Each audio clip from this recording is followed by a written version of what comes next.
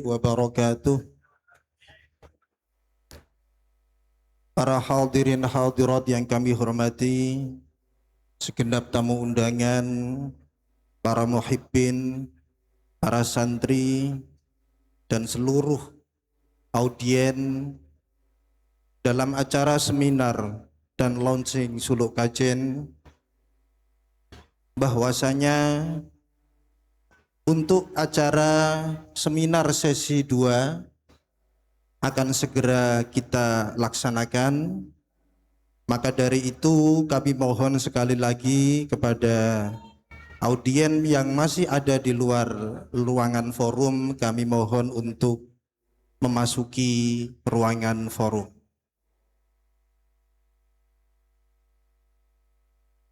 Bismillahirrahmanirrahim.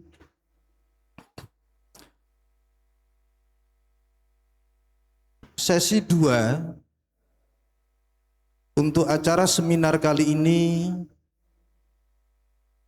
akan diisi oleh narasumber yang pertama, yaitu Profesor Dr. Kiai Haji Said Aqil Siraj, yang dalam konfirmasi sedang dalam perjalanan menuju ke lokasi. Pemaparan materi yang kedua, Kiai Haji Ulil Absor Abdallah, Master of Art. Dan yang ketiga, Profesor Islah Gusmian. Kepada yang terhormat Kiai Haji Ulil Absor Abdallah dan Profesor Islah Gusmian, kami mohon untuk menempati majelis utama.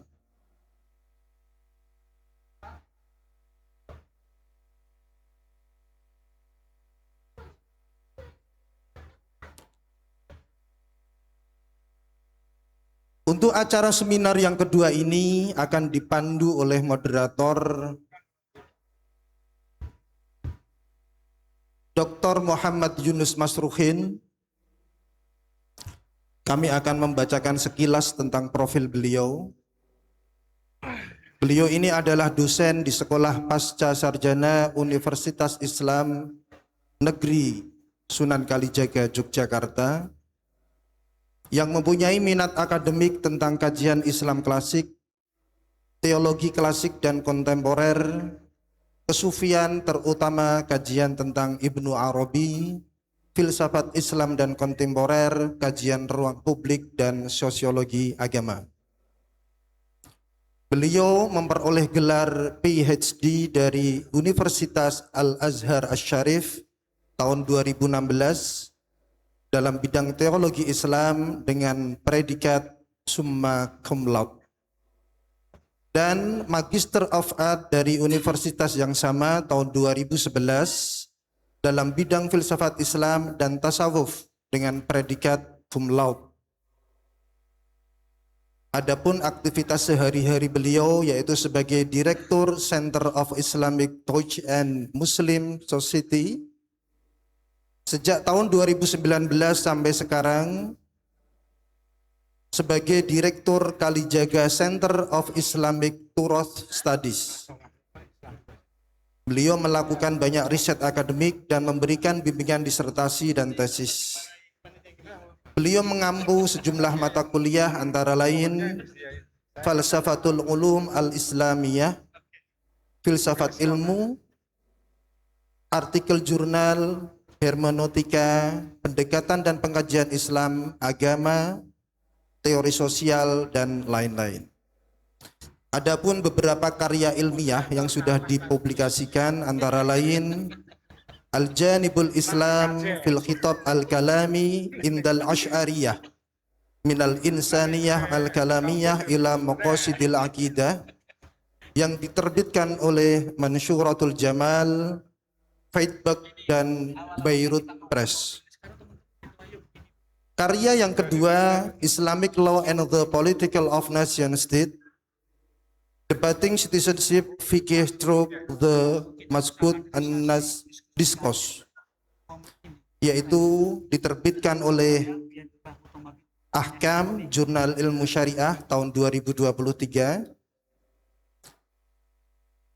Karya selanjutnya, Keyakinan Sebelum Ilmu Kalam, Aktualisasi Iman, Takdir dan Kesalehan di Masa Islam Awal, yaitu Hasanah tentang Jurnal Islam dan Humaniora. Selanjutnya, karyanya dalam bahasa Inggris, The Will and the Prison of Human Being in Abu Hasan al-Ash'ari Talk, Explaining the Relation Between Human and Good in Kalam Discourse. Diterbitkan oleh Al-Jami'ah Journal of Islamic Studies. Yang kelima, menjadi Muslim moderat, teologi Asy'ariyah di era kontemporer, penerbit Organisasi Internasional Alumni Al-Azhar. Biografi Ibnu Arabi, Perjalanan Spiritual Mencari Tuhan Bersama Para Sufi, diterbitkan Kaira Publishing Depok tahun 2015. Dan yang terakhir, Al-Wujud wal Zaman fil Khitab Sufi Inda Muhyiddin Ibnu Arabi, diterbitkan Freiburg and Beirut Mansyuratul Jamal tahun 2014. Demikian sekilas profil singkat dari Dr. Muhammad Yunus Masruhin. Kepada beliau waktu kami persilahkan. Terima kasih.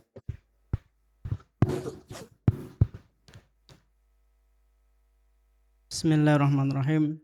Terima kasih moderator atas waktunya. Assalamualaikum warahmatullahi wabarakatuh.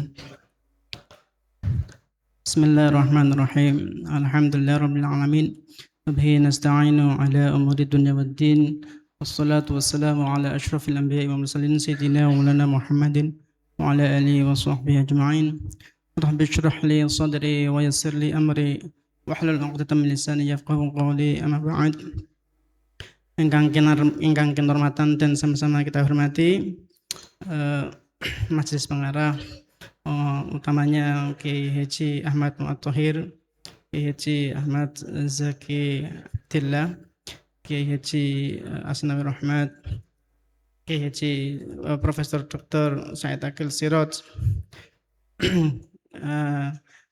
Begitu juga yang kita hormati Dewan Pakar, utamanya Profesor Dr. Islah Gusmian, kemudian Kiai Haji Ulil Absar Abdullah, Dr. Zainul Al-Bizzawi, Dr. Saiful Umam, Kiai Haji Saiful Rahman, dan para narasumber yang hari ini berkenan meluangkan waktunya untuk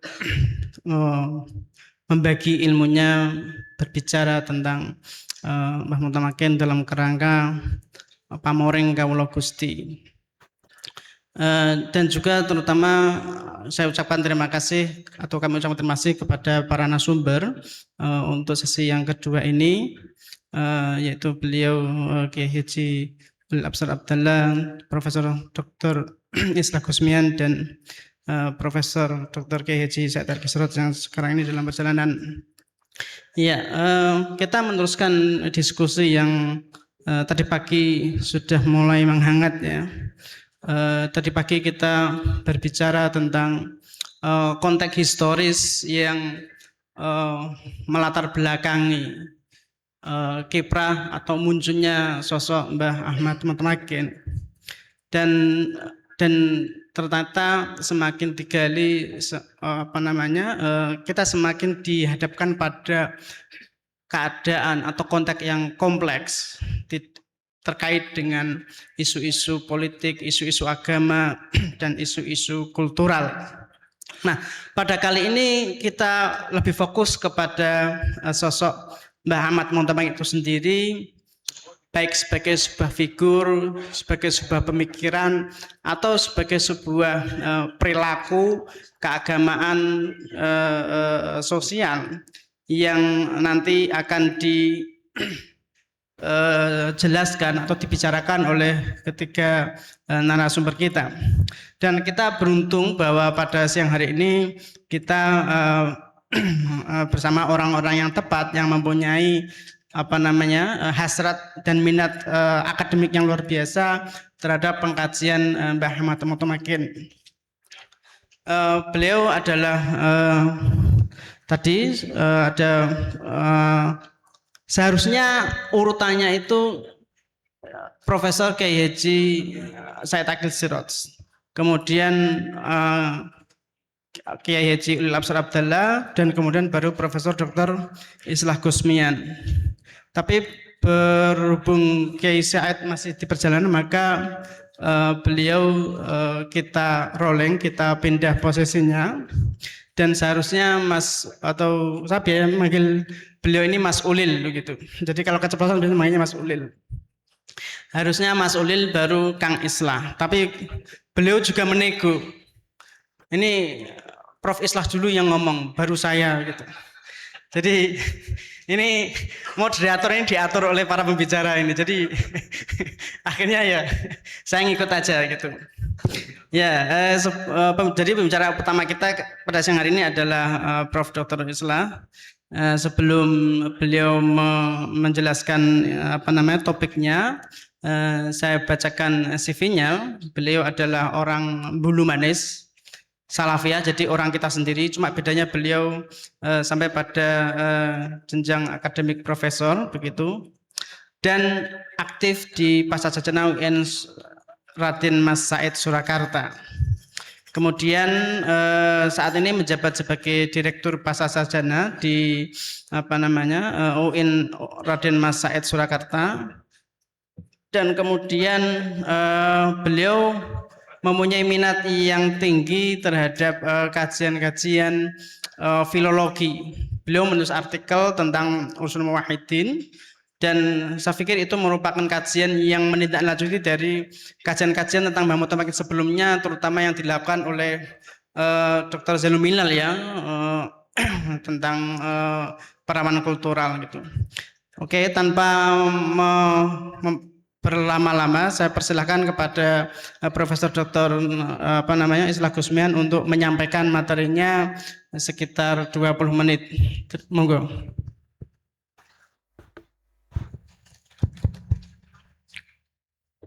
Assalamualaikum warahmatullahi wabarakatuh. Bismillahirrahmanirrahim. Alhamdulillahi rabbil alamin. Wassalatu wassalamu ala asyrafil anbiya'i wal mursalin wa ala alihi wa ashabi ajma'in, amma ba'd.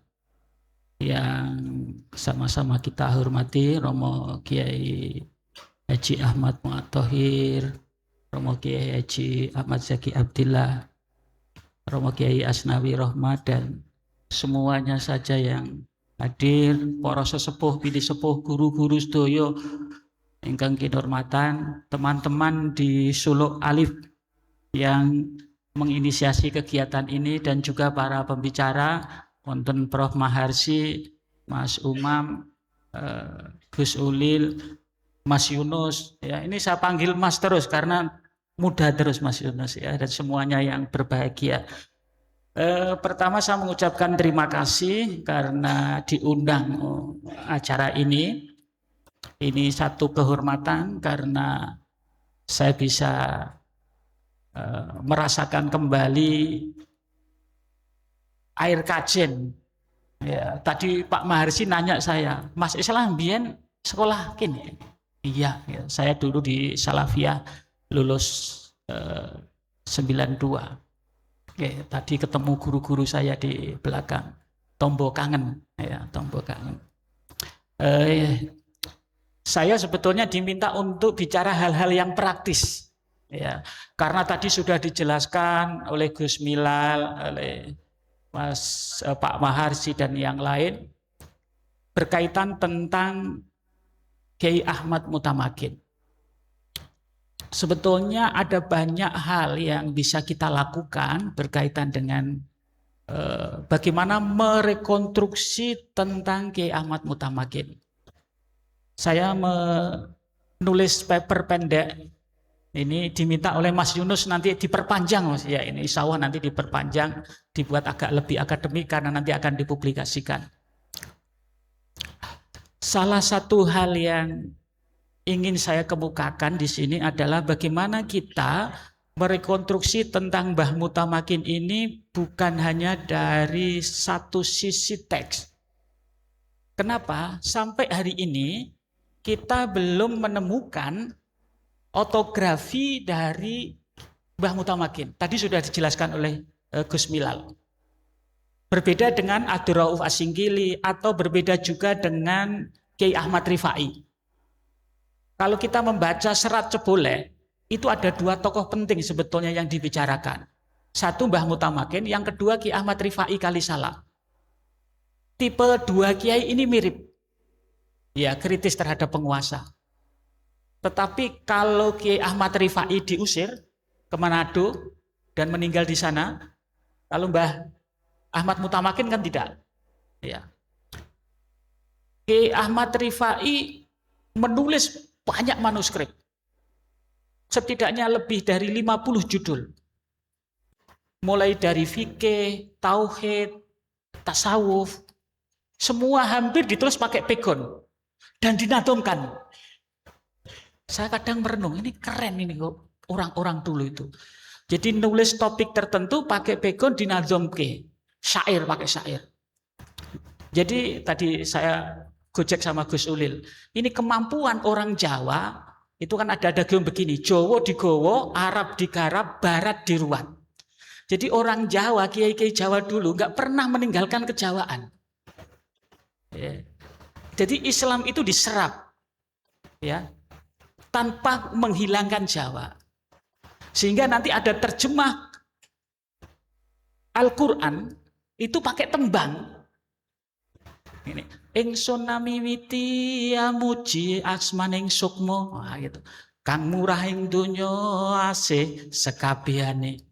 Itu kan sebetulnya terjemah dari Bismillahirrahmanirrahim. Jadi aksentuasi seni Jawa diserap, Al-Quran dibawa, nangslep di dalam kesadaran orang Jawa. Maka sebetulnya Jawa itu nggak bisa dipisahkan dari Islam sebetulnya. Sudah menyatu. Nah, kembali lagi pada konteks Mbah Mutamakin ini. Yang membedakan dengan Ki Ahmad Rifai itu diusir, meninggal di mirip seperti Yusuf Al-Makassari ya. Tetapi Mbah Mutamakin tidak sampai hari ini untuk menemukan teks-teks yang ditulis oleh Mbah Mutamakin. Sampai hari ini kita kesulitan. Ini tadi saya bawa, ya tadi saya tunjukin Gus Ulil biar tambah penasaran gitu kan, gitu loh. Ya, ini isinya macam-macam. Ada Arsul Muwahhidin, ada niat wudu, niat sholat, ada ajaran tasawuf, ada tafsir. Ya, ada tafsir. Ya, ini mungkin kalau Gus Milal nyebut, ada yang nyebut ini Tekajen. Ada yang menyebut primbon kajen, ada yang nyebut bundel kajen. Nah ini yang bagi kita di dalam konteks akademik perlu, ini nanti Prof. Maharsi harus mendampingi. Jadi memberi judul biar sama, karena isinya tidak berbeda. Atau kalau memang berbeda, dikasih judul yang berbeda. Tujuannya apa? Untuk mengkonfirmasi bahwa ada sejumlah teks-teks meskipun itu bukan karya Kiai Ahmad Mutamakin, tapi ini hidup di Kajen dan sekitarnya. Maka saya berharap nanti kita perlu melakukan apa yang saya sebut dengan historiografi jaringan. Apa itu? Jadi pendekatan memandang sejarah itu bukan rangkaian tindakan individual. Jadi kalau kita mau melihat Mbah Mutamakin itu tidak hanya dengan Mbah Mutamakin, tetapi melihat hasil keterhubungan antara tokoh, lembaga, ya pesantren, teks, dan juga hubungan keilmuan, wabil khusus di Kajen dan para duriyah yang terhubung dengan Mbah Mutamakin. Nanti akan kelihatan figur Mbah Mutamakin ya dari situ. Jadi kiai-kiai di Kajen ini itu sebetulnya kan sekian wajah dari Mbah Mutamakin sebetulnya. Kita bisa melihat di situ meskipun kita tidak menemukan teks yang ditulis oleh Mbah Mutamakin. Asumsinya Mbah Mutamakin itu hidup di dalam laku. Tadi Gus Milal sudah sangat baik menjelaskan. Abdul Rauf Asingkili itu menulis kitab, tapi nggak punya jamaah, nggak punya umat, nggak ada pesantren. Tapi Mbah Mutamakin ini nggak ditemukan teksnya, tapi pesantrennya hidup. Coba kita cari di satu kampung. Tadi saya konfirmasi Gus Milal, Gus, ini di Kajen ini sekarang berapa sih pesantren di sini? 50-an lebih katanya. Keren kan? Ini teks yang hidup menurut saya dari Mbah Mutamakin, dan ini yang harus dibaca. Ya, jadi lembaga-lembaga pondok pesantren, ya, hubungan guru murid, ya, ini penting. Historiografi jaringan ini akan membantu menelusuri bagaimana ajaran Mbah Mutamakin ini bergerak dari murid-murid, guru, dari berbagai tahapan. Tujuannya apa? Jelas tadi. Kalau di dalam serat Cebolek itu kan Mbah Mutamakin itu kan sangat diposisikan sangat peyoratif lah, atau negatif gitu. Tetapi kita juga harus berterima kasih dengan serat Cebolek. Karena di dalam serat Cebolek kita tahu guru Mbah Mutamakin. Jadi itu saya kopikan sedikit itu di bagian bawah itu. Kita di situ nyebut gini. Ono rogo pito mami kinarubut prongulama pasti yen sida angobong kaya mambu kukus kula saking ing tanah ngarap ngrika ginemon geguru ki Syekh Jen Nagari Yaman. Clear ya? Jadi guru dari Mbah Mutamakin itu Syekh Jen dari Yaman. Kita berhutang data yang direkam oleh serat Cebolek, ya, meskipun struktur narasinya itu peyoratif ya terhadap Mbah Mutamakin, tapi kita menemukan itu. Termasuk juga ini kan dicerita, kalau kita mengacu ini itu Mbah Mutamakin mau dihukum obong, mau dibakar. Terus jawaban Mbah Mutamakin itu diplomatis. Nek aku sido diopong, kukus keluk kuwi kok tekan Yaman. Guruku ngerti kira-kira gitu. Itu. Ini kan kelihatan sekali. Jadi spiritualitas guru murid itu sangat. Dan orang kalau sudah yakin terhadap pendiriannya nggak pernah takut. Ya, la khaufun alaihim wa lahum yahzanun lah kira-kira. Yaitu makom wali begitu ya. Ya. Dan kita juga berterima kasih juga dari serat Cebolek. Kenapa? Karena di dalam serat Cebolek itu juga direkam tentang Kiai Mutamakin itu punya, kalau di sini itu disebut ono kikik papat asu kikik cilik-cilik panerpe sok kikik satunggal pun Kamarudin namanya. Jadi Kamarudin, Komarudin, wong Jawa ora ana huruf qaf. Ana Caraka Datasawala padha jayanya maga bathanga ora ana ka. Ya jadi Kamarudin ya. Asluhu min Komarudin, kira-kira begitulah ya kalau santri. Terus ada yang diberi nama Abdul Kahar, ya Abdul Kohar, ya Abdul Kohar, ya karena lagi-lagi orang Jawa nggak ada kof, ya. Kita berterima kasih di sini karena apa? Bahwa Mbah Mutamakin itu punya anjing atau apapun namanya diberi nama ini, namanya Arab banget itu ya, Arab banget itu ya. Kenapa kok nggak pakai Jawa gitu ya? Itu nanti riset selanjutnya ya, gitu loh. Itu selanjutnya. Dan kita juga berterima kasih dari serat Cebolek. Kenapa? Karena di dalam serat Cebolek itu ditunjukkan asal usul Mbah Mutamakin.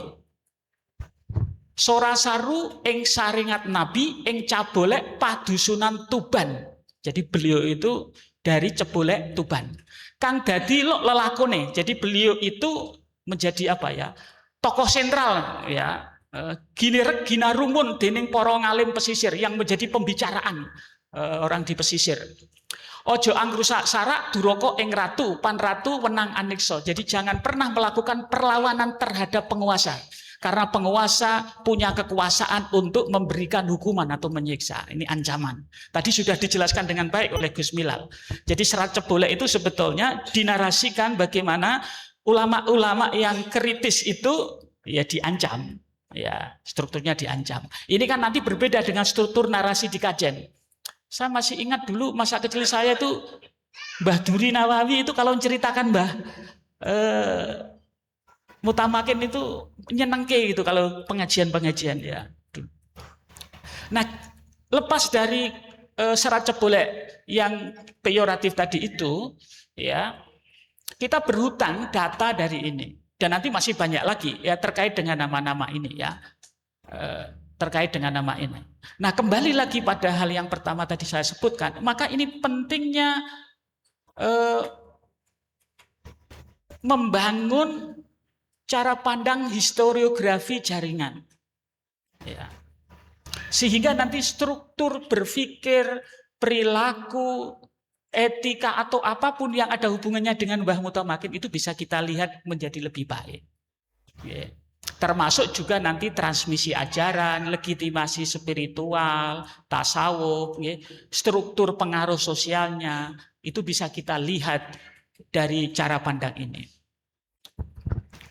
Yang kedua, kita bisa melakukan prosopografi ulama. Apa sih prosopografi ulama ini? Sederhananya begini, jadi cara membaca tokoh dalam hal ini Mbah Mutamakin itu secara kolektif.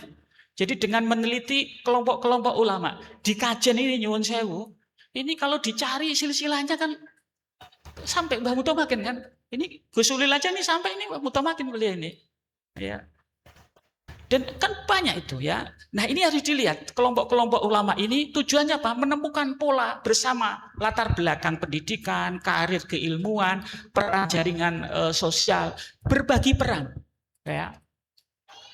Misalnya begini, ada 50 pesantren tadi, hubungannya dengan Mbah Mutamakin itu sampai ke berapa sih? Oh ini kalau dipetakan, keren. Nah ini tugas kita bersama. Nah ini cara kita ya membangun kesadaran tentang Mbah Mutamakin menjadi lebih luas. Karena Mbah Mutamakin beda dengan Kiai Abdul Rauf Singkil atau Kiai Ahmad Rifai. Kiai Ahmad Rifai itu meskipun punya komunitas Rifaiyah, ya, tapi tidak seperti yang ada di kajian ini. Ya. Buku-bukunya Mbah Rifai juga dikaji, ya, dikaji oleh para generasi leluhurnya dan seterusnya. Beliau itu kalau menulis itu kelihatan sekali itu orang Syafi'iyah itu kelihatan sekali Ki Ahmad Rifai itu. Misalnya begini, Tambihun ikilah kitab tafsiroh namane nyataaken syahadat roro sahe iman saking Kiai Haji Ahmad Rifai ahli sunni torikote Syafi'iyah madhabe. Oh jelas itu Sunni Syafi'i itu Kiai Ahmad Rifai ya kali salah. Tapi karena beliau itu kritis, jadi beliau itu di beberapa manuskripnya itu ya nyuwun sewu penghulu yang pro Belanda langsung dilabeli kafir, lawan. Oh gitu beliau. Ya, langsung begitu beliau, langsung begitu. Ya, lawan. Ya, untuk melakukan perlawanan. Jadi saya sering kelakar, jangan pernah ajari orang-orang pesantren nasionalisme. Sejak dulu mbah-mbah kita itu sudah nasionalisme. Cinta tanah air. Gitu loh. Nanti Mbah Soleh Darat juga begitu. Mbah Soleh Darat itu, beliau itu kan lahir tahun 1820, wafat 1903. Ini Mas Umam ini ahlinya beliau itu. Di dalam kitab Majmu' Asy-Syari'ah Al-Kafiyah lil Awam, ini judulnya pakai bahasa Arab, tapi pegon Jawa.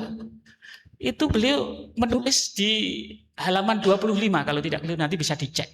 Itu mengatakan begini beliau, yen ono wong nganggo jas, topi, dasi, murtad. Wah, ya jangan dipahami letterlek. Itu cara beliau melakukan perlawanan Belanda. Karena dulu jas topi itu kan identik Belanda. Gitu loh. Itu Belanda. Gitu, karena tidak punya kekuatan politik, tidak punya bedil, nggak punya senjata, cara melakukan perlawanan kebudayaan begitu. Keren toh, Mbah Soleh Darat. Jadi jangan heran kalau Mbah Hasyim Asy'ari yang berguru ke Mbah Soleh Darat, ya, itu saya kira naure nggak mau beliau. Oh, ya gurunya begitu. Itu tadi yang saya sebut silsilah keilmuan itu. Jadi kalau mau melihat Mbah Soleh Darat, itu ya lihat Mbah Hasyim Asy'ari. Ya. Maka sampai dihukum kan sama Jepang karena nggak mau hormat. Ya, apa tujuannya? Karena melakukan perlawanan. Oh, nasionalisme kiai-kiai mbiyen itu. Gitu. Nah, itu bisa kita lihat di situ. Nah, dalam konteks ini prosopografi ini untuk menempatkan Mbah Mutamakin ini bukan sekedar satu figur karismatik, tapi juga pusat referensi pola kepemimpinan keagamaan, keilmuan. Saya itu kadang merenung begini. Ini saya mau cerita tapi ya nggak apa-apa saya ceritakan. Saya tidak pernah ngaji sama Mbah Dullah Salam. Orang kampung saya itu kalau nyebut Mbah Abdullah Salam tuh Mbah Dullah. Dan rata-rata begitu ya. Iya Mbah Dullah gitu. Ini juga termasuk ini abahnya Gus Ulil. Saya dulu ngaji, stres kalau ngaji sama Mbah Dullah Ripai. Dulu orang kampung saya nyebutnya Mbah Dullah Gembrong. Suaranya keras, tegas, nek ngaji langsung dinyatakan syahidun di Alfiyah, mumet sudah kita gitu. Ngaji takrib kok tanah Alfiyah itu, gitu kan. Mumet gitu ya. Mbah Dullah. Nah, ini saya mau cerita Mbah Dullah Salam. Ketika saya di akhir-akhir ujung menulis disertasi itu, yang hadir itu bukan siapa-siapa, bukan dosen-dosen saya, tapi Mbah Dullah Salam. Saya kan bingung iki, apa iki maksudnya? Oh, saya mikir maksudnya ya disertasimu ndang rampungke gitu aja saya. Gitu ya. Itu. Ya, enggak tahu ya. Ya, mungkin mimpi ketemu orang soleh kan lebih baik daripada ketemu orang yang enggak soleh kan gitu aja saya menafsirkan kan gitu loh kan. Gitu loh. Ya, ini malah cerita yang lain-lain ini. Ya maksud saya tadi itu jaringan kekuasaan ya, orientasi intelektual. Maka nyun sewu. Matolek itu dulu kan, ya ini lagi-lagi orang nyebut matolil falah nggak ada matolek mesti kan gitu kan? Ini kebudayaan di tradisi kita begitu. Matolek itu kan tidak mau disumbang pemerintah toh. Jangan-jangan itu mewarisi Mbah Mutamakin yang mengambil sikap tegas. Itu loh. Mbah Sahal juga begitu toh. Gitu. Nah maksud saya tadi itu ya yang saya sebut dengan prosopografi ulama itu begitu. Ya, sehingga nanti postur sosok Mbah Mutamakin itu kelihatan di situ. Yang ketiga itu etnografi pengetahuan pesantren. Jadi memusatkan perhatian bagaimana ilmu agama itu diproduksi, diajarkan, diwariskan sehari-hari di pesantren di Kajen. Nah, terus kalau sudah begitu kita mau apa? Maka tadi saya berpikir praktis. Yang pertama, melacak manuskrip yang disimpan poro kiai, dzuriyah atau siapapun di Kajen dan sekitarnya. Nanti kalau sudah ketemu mohon izin kepada siapa saja yang menyimpan untuk berkenan didigitalisasi, diselamatkan.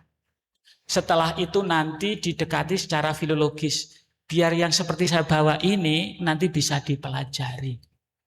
Dilihat. Ini langkah praktis. Kalau ini bisa dilakukan, nanti intelektualitas Kajen dalam pengertian yang luas itu bisa ditata satu demi satu. Yang kedua, perlu saya sebut manakib poro kiai. Tadi saya nanya ke Mas Niam, ada nggak biografi Mbah Dullah? Kalau belum ada, segera kita tulis. Biar anak cucu, mumpung beliau-beliau masih sugeng yang punya informasi. Tadi itu kita pagi-pagi jagung dengan Mbah Muat. Banyak cerita yang itu kalau tidak ditulis hilang. Ya, itu. Maka perlu manakib para kiai tadi dan juga tadi manuskripnya ya. Yang ketiga perlu konservasi arkeologis. Gampangane niki Masjid Kajen niki kan masih utuh toh niki. Ini harus dijelaskan. Tadi sama Gus Ulil kita berdebat tentang mimbar itu loh. Ini Buwono apa Mbun? Kita berdebat sampai lupa kalau sudah jam 1 ini. Itu di sana berdebat. Kayak ektase tentang ilmuwan tadi. Berdebat itu. Ini harus dideskripsikan. secara arkeologi. Situs-situs ini penting karena warisan leluhur kita. Dengan melakukan 3 hal itu, kita termasuk merawat khasanah keilmuan Mbah Mutamakin bukan hanya dalam teks, tetapi juga yang ada di luar teks. Mekaten ingkang saged kula aturaken mugi-mugi wonten manfaatipun, kirang langkung nyuwun ngapunten. Wallahu muwaffiq ila aqwamit thoriq. Assalamualaikum warahmatullahi wabarakatuh.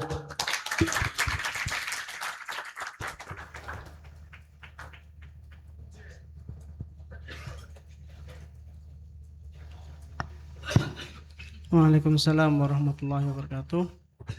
Matur nuwun Prof. Islah atas paparannya. Ada beberapa poin penting yang menurut saya bisa kita cermati bersama dari paparan beliau.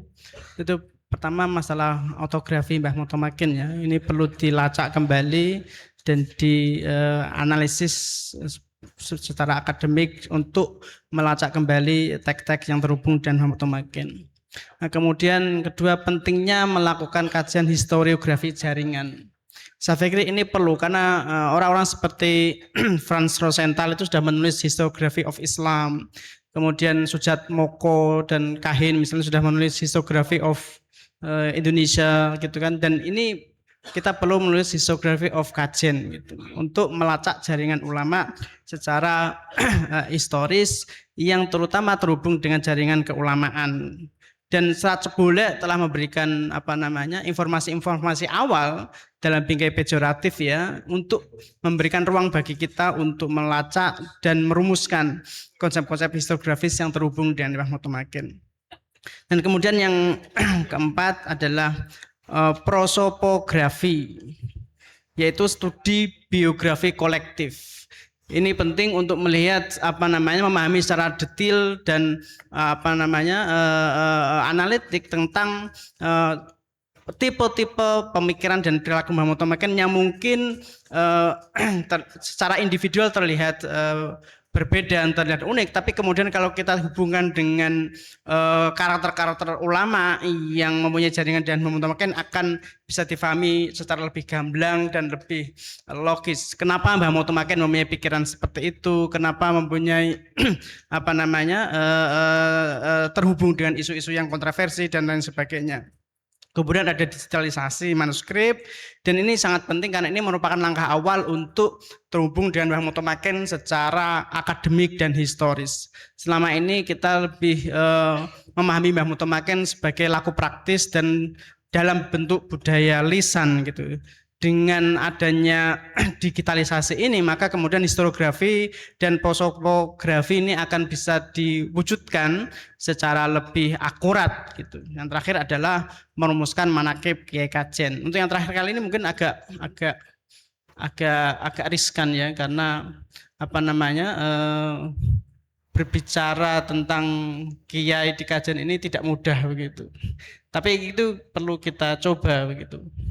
Nah, kira-kira itu yang bisa kita pelajari kita simpulkan dari paparan dari Profesor Islah Gusmian. Yang berikutnya kita akan mendengarkan paparan dari Kiai Haji Ulil Absar Abdallah. Beliau tidak perlu saya kenalkan ya, terutama karena waktu juga, dan saya pikir dengan informasi yang berbeda-beda semua mengenal Mas Ulil begitu. Detail singkatnya akan berbeda, tapi semua saya membayangkan akan mengenal Mas Ulil. Beliau akan berbicara tentang dunia Mbah Mutamakin. Nah, dunia ini saya pikir nanti akan memahami dunia Mbah Mutamakin. Beliau nanti akan menjelaskan Mbah Mutamakin sebagai sebuah pengalaman yang kita pahami sebagai dunia beliau. Tidak, apakah ini bersifat historis material atau bersifat fenomenologis kesadaran? Nah, itu nanti saya tidak tahu bagaimana penjelasannya. Saya tidak memanjang lebar, akan waktu saya persilakan kepada Kiai Haji Ulil Absar Abdallah selama 20 menit. Silahkan.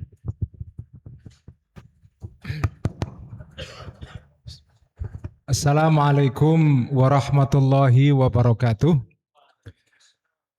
Bismillah, alhamdulillah, wassalatu wassalamu ala rasulillah wa ala alihi wa ashabihi wa man walah. Amma ba'du, para Romo Kiai, wabil khusus Kiai Zaki, dan para penesepuh yang lain yang saya hormati, juga para pembicara dan moderator, hadirin dan hadirat yang saya hormati. Karena waktunya pendek, saya akan langsung kepada pokok soal yang ingin saya bicarakan. Saya akan bicara tentang kira-kira alam dan dunia Mbah Mutamakin yang hidup pada abad ke-17 dan 18, pada peralihan abad itu seperti apa. Beliau hidup tahun 1600-an, 1700. Jadi abad 17 dan abad 18.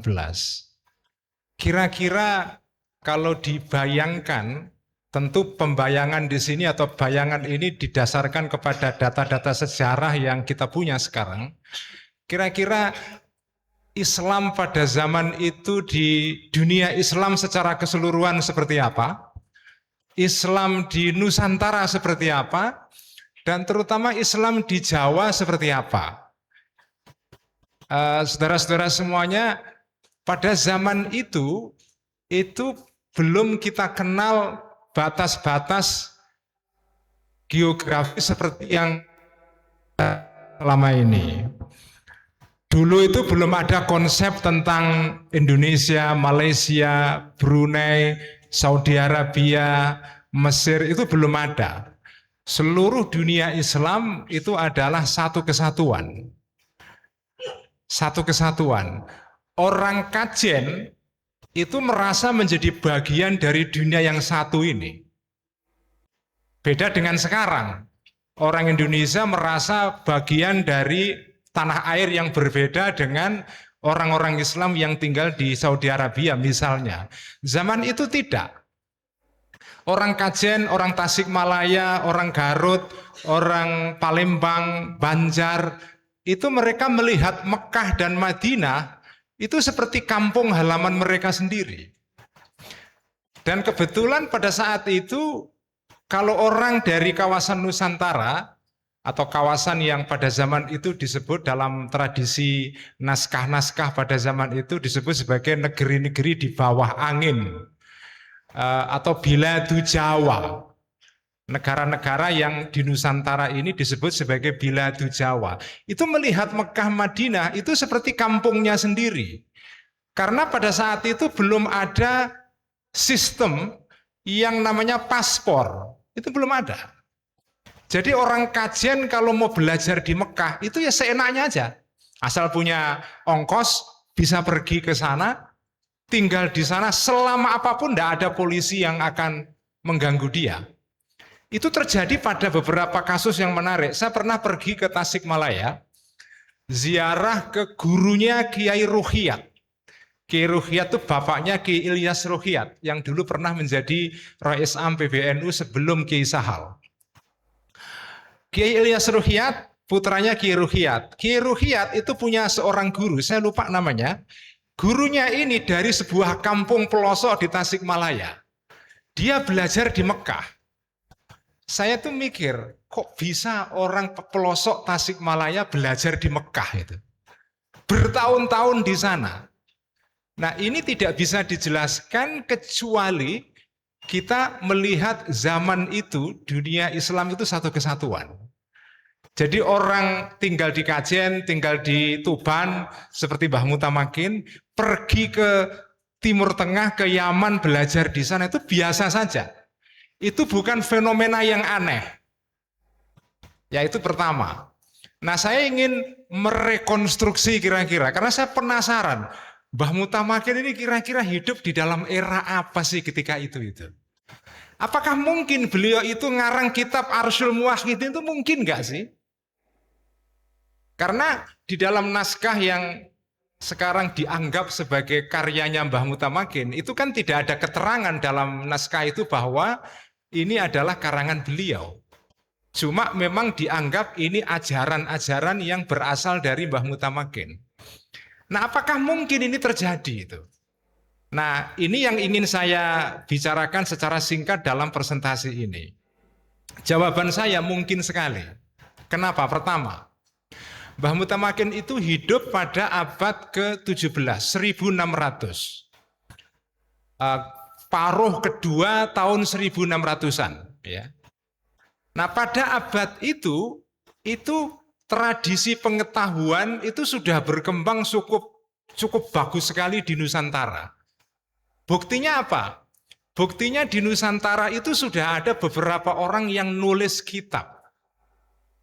Kitab yang kita kenal pertama muncul di Nusantara adalah kitab tafsir Quran yang lengkap, namanya Tarjumanul Mustafid. Itu dikarang oleh Syekh Abdul Rauf Singkil, yang itu merupakan guru torekohnya Mbah Mutamakin di dalam torekoh Satariyah. Saya tidak tahu apakah Mbah Mutamakin ketemu dengan Syekh Abdul Rauf Singkil langsung atau tidak. Tapi menurut rekaman kan sanad torekoh beliau sampai langsung kepada Syekh Abdul Rauf Singkil. Kemungkinan beliau bertemu dengan Syekh Singkili di Singkil Aceh sana. Dan itu menurut gambaran dunia Islam pada saat itu sangat mungkin. Kenapa? Karena pada abad 17 itu pelayaran antara Gresik, Tuban, Banten, Aceh sampai ke India bagian barat, Gujarat, Goa dan seterusnya, sampai ke Yaman, sampai ke Jeddah. Itu sudah rute yang biasa. Jadi orang Jawa belusak-belusuk dari Tuban ke Jeddah itu sudah biasa pada saat itu. Sudah ada jalur pelayarannya, sudah ada. Sudah ada kira-kira perusahaan travelnya juga sudah ada, panitia yang ngurus perjalanan itu sudah ada ketika itu. Jadi kalau Mbah Mutamakin itu pergi ke Yaman kemudian belajar dengan Syekh Zain Al-Mizjazi itu sangat mungkin sekali, sangat mungkin sekali. Dan bahwa beliau di dalam perjalanannya ke Yaman kemungkinan mampir ke Singkil di Banda Aceh itu sangat mungkin sekali. Dugaan saya beliau itu mampir di Aceh dalam perjalanan ke Yaman, ya. Dan di sana ketemu dengan Syekh Abdul Rauf Singkil, kemudian baiat Thariqat Satariyah. Nah, kemudian itu pertama. Jadi menurut saya Mbah Mutamakin menjadi sumber ajaran di dalam kitab Arsyul Muwahhidin atau bahkan mengarang kitab ini sangat mungkin sekali. Karena pada saat itu tradisi mengarang di kalangan ulama Nusantara sudah banyak. Yang kedua, Yaman. Yaman ini, kalau sekarang Yaman maknanya beda. Ya. Yaman sekarang maknanya beda. Yaman ini luar biasa. Anda jangan memaknai Yaman sekarang. Ya. Yaman itu Masya Allah. Al-imanu al-hikmatu yamaniyatun, pengendikan Kanjeng Nabi kan. Sejak dulu Nabi itu mengagumi Yaman. Dan saudara-saudara, di Yaman ini ajaran Ibnu Arabi itu berkembang cukup pesat sekali. Bahkan ada mazhab Ibnu Arabi Yaman, itu ada. Nah, salah satu orang tokoh penting yang menyebarkan ajaran Ibnu Arabi ke Yaman itu adalah Abdul Karim Al-Jili yang menulis kitab Al-Insanul Kamil. Kitab ini ditulis kira-kira 1400-an.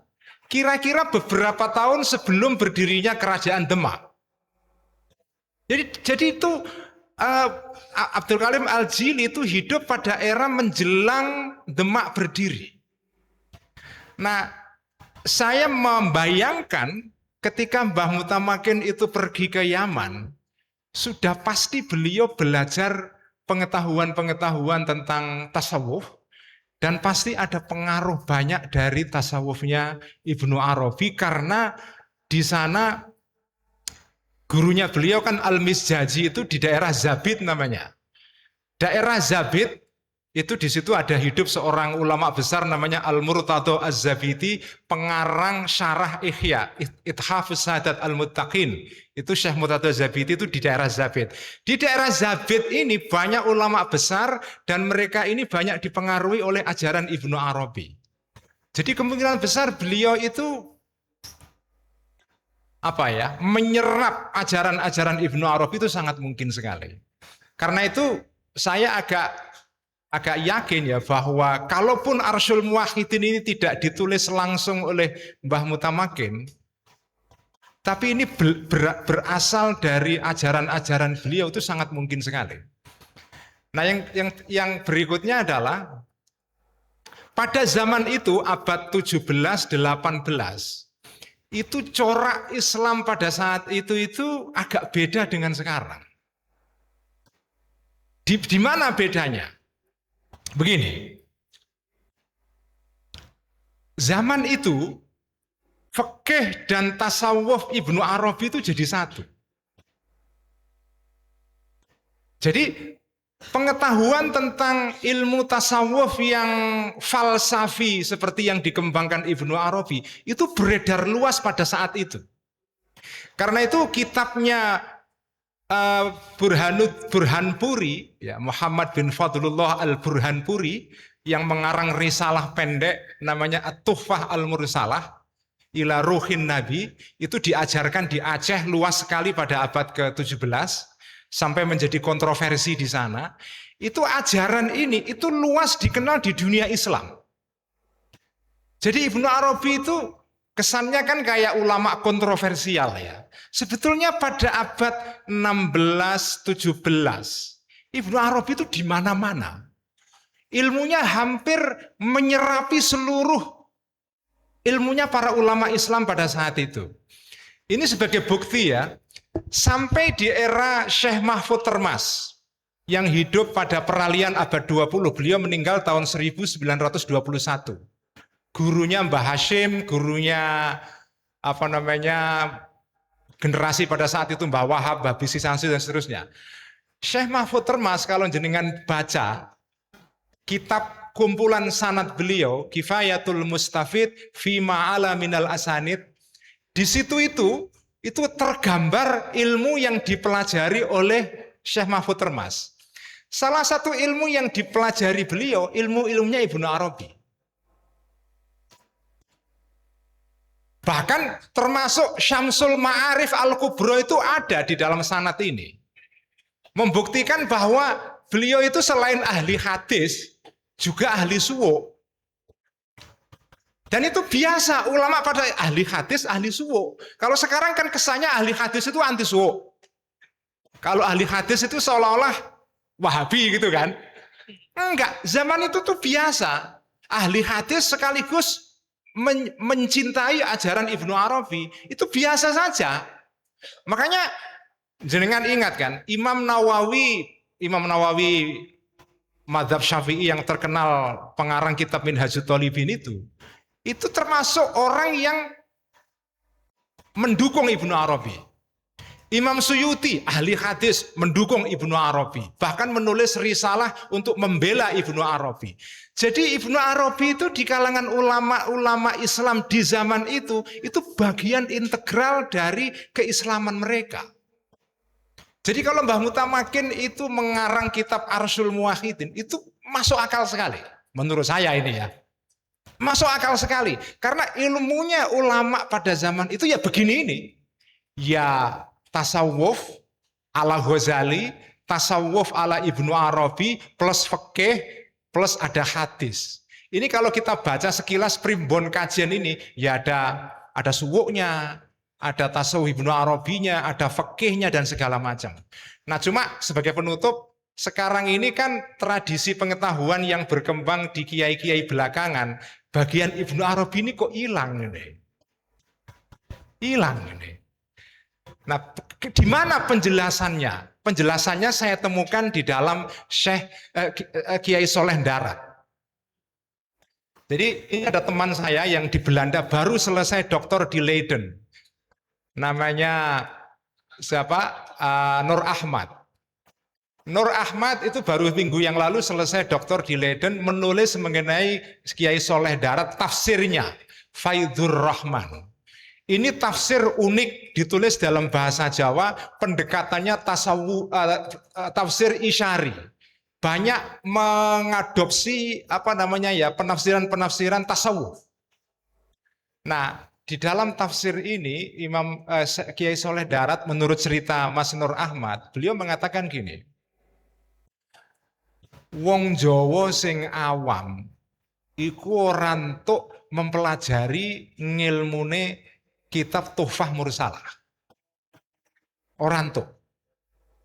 Nek wong awam, nak sing pinter-pinter ya oleh, itu mafhum mukhalafahnya kan begitu. Nak orang awam orang entuk belajar ngilmu Tuhfah. Yaitu ilmunya Ibnu Arabi ini, karena bisa membingungkan. Nah, dugaan saya, kenapa kok ilmu topah ini hilang di dalam tradisi pengetahuan yang dikembangkan para kiai-kiai belakangan? Karena pertama, ilmu ini memang ilmu tua, ilmu kasepuan. Yang belajar ilmu ini tidak boleh sembarang orang. Ilmu yang bisa diakses oleh semua orang adalah ilmu syariat biasa ini. Atau paling jauh ilmunya Imam Ghazali. Tapi kalau ilmu topah, At-Tuhfah Al-Mursalah ini, itu memang tidak untuk semua orang. Karena itu kiai-kiai kajian memang tidak mengembangkan ini. Tetapi ilmu ini bagian dari ilmu yang dulu dipelajari oleh generasinya Mbah Mutamakin. Ulama yang sezaman dengan Mbah Mutamakin, salah satunya Syekh Abdul Muhyi Pamijahan. Itu satu zaman. Ini orang Mataram yang belajar ke Syekh Singkil di Aceh, kemudian pulang menyebarkan Islam di daerah Tasikmalaya. Sudah ada pernah yang ziarah ke Syekh Abdul Muhyi Pamijahan? Menurut saya perlu, karena itu koncone Mbah Mutamakin itu. Ya, jadi harus ke sana. Nah, yang menarik Mas Saiful, kakek saya dulu Mbah Muhammadun itu, dulu ketika saya ikut ngaji dungok-dungokno gitu ya, Mbah Muhammadun itu sering menyebut Syekh Abdul Muhyi Pamijahan. Bahkan pernah ziarah ke sana. Kalau jenengan pernah ziarah di Pamijahan, Anda akan tahu betapa susahnya mencapai makamnya Syekh Abdul Muhyi ini. Karena makamnya itu di atas gunung. Sekarang sudah ada kayak di Muria gitu, ada tangganya. Dulu enggak ada. Jadi kalau mau ziarah ke sana itu ya harus merangkak naik ke atas gunung itu. Dan itu dialami oleh mbah saya. Nah, pertanyaan saya, kok mbah saya kok begitu mengagung-agungkan Syekh Muhyi Pamijahan, ini ada apa? Dugaan saya, karena ini terkait dengan Mbah Mutamakin memang. Dan termasuk penyebar Thariqat Syatariah di Jawa Barat adalah Syekh Abdul Muhyi. Nah, beda dengan Mbah Mutamakin, Syekh Abdul Muhyi karya-karyanya sampai sekarang masih terawat. Sebagian ada di Leiden dan sudah tersebar di beberapa teman di sini. Nah, nasib Mbah Mutamakin agak beda. Kalau Syekh Abdul Muhyi itu ngarang kitab dalam bahasa Arab, dalam bahasa Sunda, dalam bahasa Melayu, luar biasa. Beliau ini poliglot, bahasa Arab bisa, bahasa Melayu bisa, bahasa Jawa juga bisa, Sunda juga bisa. Nah, beliau ngarang dalam bahasa-bahasa ini. Nah, masih dirawat sampai sekarang. Nah, jadi menurut saya ilmu Arsul Muwahhidin ini perlu dipelajari kembali, terutama oleh santri-santri senior.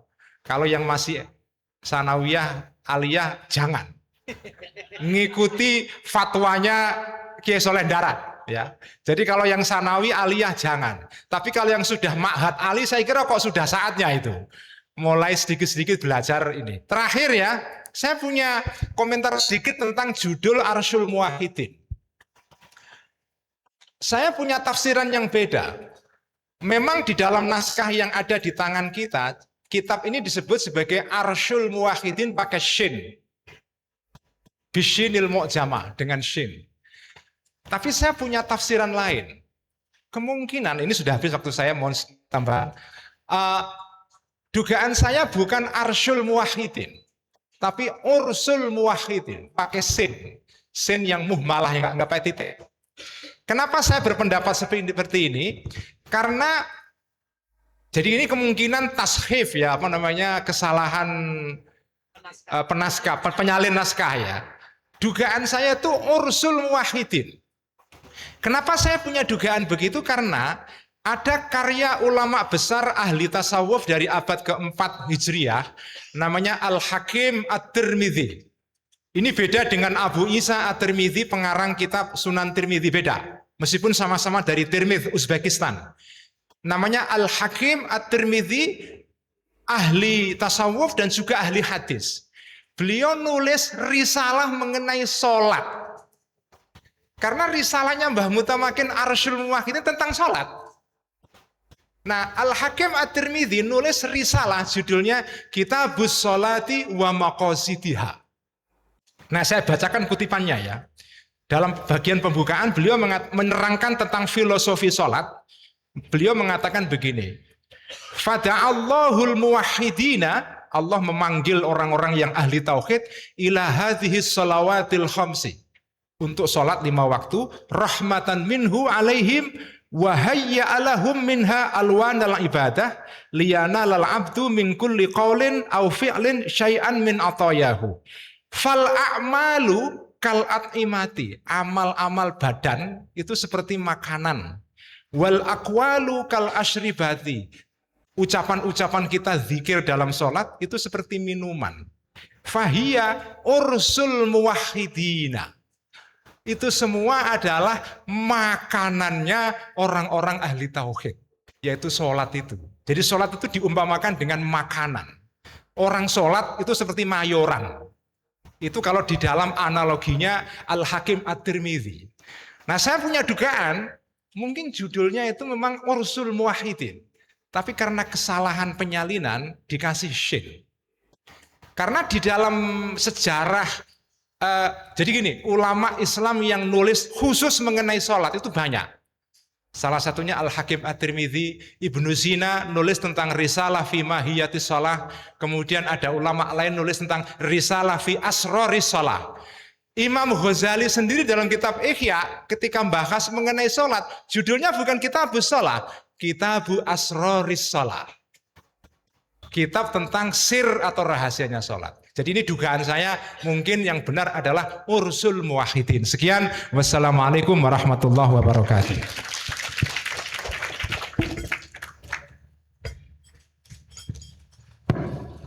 Waalaikumsalam warahmatullahi wabarakatuh. Selalu terlambat jawaban saya karena mic-nya ini harus nunggu dulu gitu. Ya, luar biasa paparan Mas Solil tadi ya, dan sangat terhubung dengan apa yang dipaparkan oleh Prof. Islah Kusmian sebelumnya. Prof. Islah sebelumnya menawarkan satu pendekatan prosopografi sebagai sebuah studi biografi kolektif di dalam memahami satu tokoh. Dan apa yang dilakukan oleh Kiai Ulil Absar Abdullah barusan merupakan satu rintisan awal untuk mengarah ke sana. Bagaimana menghubungkan Mbah Mutamakin dengan ulama-ulama semasanya dan kemudian didudukkan di dalam konteks historis yang lebih kompleks dan lebih luas dalam pengertian keterhubungan antara Islam Jawa dan Islam di Hijaz dan Islam di Yaman. Nah, dengan demikian bisa kita pahami mengapa misalnya karakter-karakter dari pemikiran atau teks-teks atau ajaran-ajaran yang dirumuskan oleh Imam Mutamakin itu mempunyai kecenderungan fikih akbari atau fikih wujudi. Karena itu mewakili satu tren pada masanya. Nah, ini bisa kita pahami dengan baik kalau kita memahaminya sebagai sebuah studi biografi kolektif. Sehingga pada akhirnya kita menemukan bahwa itu merupakan standar pengetahuan atau standar keberislaman keulamaan pada masa itu. Sehingga di sini menjadi beralasan kenapa kemudian Mbah Mutamakin mempunyai jaringan keulamaan yang kompleks dan luas. Nah, ini mengantar kita pada satu pembicaraan yang lebih menarik ya, bahwa Mbah Mutamakin itu tidak hanya berbicara masalah tasawuf saja, tapi juga fikih. Tidak hanya fikih saja, tapi juga tasawuf. Yang oleh Mas Ulil tadi itu dihubungkan dengan tradisi Akbarian atau tradisi Ibnu Arabi.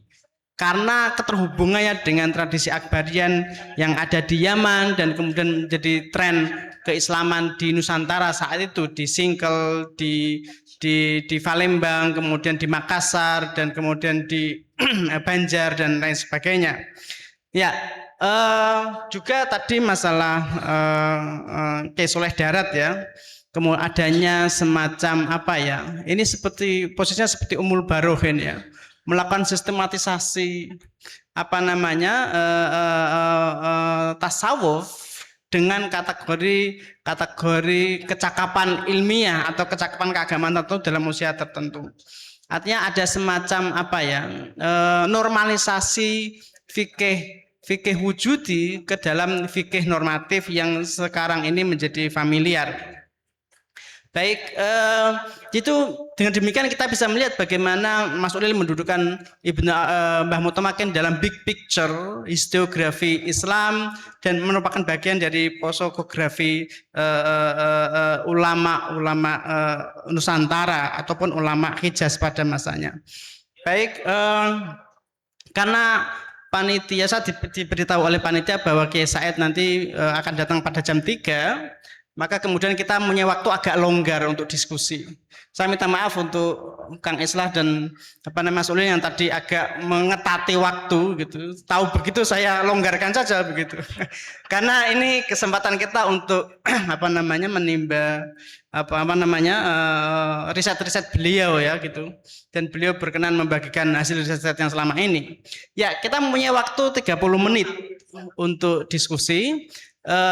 Meskipun demikian saya ingin membuka termin pertama. Kalau memang termin pertama waktunya masih longgar, kita nanti buka termin kedua. Dan termin pertama kita buka 4 penanya. Penanya 3 penanya dari laki-laki, 1 penanya dari perempuan. Iya, baik. Yang pertama yang di baju itu, kemudian tadi yang itu Kiai Jamal, kemudian satu lagi Kiai Yazid. Yang dari perempuan baik 1. Dengan demikian sudah terpenuhi. Nanti tolong disebutkan instansinya dan nama ya. Silahkan. Assalamualaikum warahmatullahi wabarakatuh. Waalaikumsalam. Saya Muhammad Nurunada dari Kajen. Instansi dari Ma'had Alim. Tes.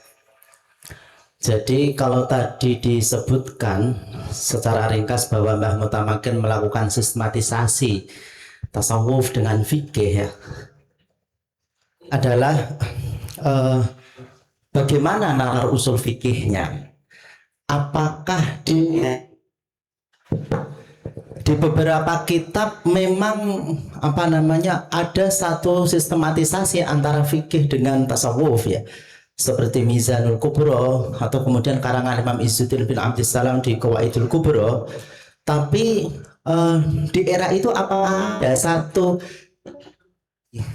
tipologi usul fikih yang mengintegrasikan antara nalar fikih dengan tasawuf? Apalagi kalau kita ngomong dalam konteks Mbah Mutamakin, beliau melakukan semacam penggabungan dengan kultur Jawa. Terima kasih. Assalamualaikum warahmatullahi wabarakatuh. Waalaikumsalam. Ini pertanyaan untuk siapa? Kepada Gus Ulil dan Prof Islah. Gus Ulil. Ya. Baik, penanya kedua Kiai Jamal, silakan. Dari instansinya juga disebutkan.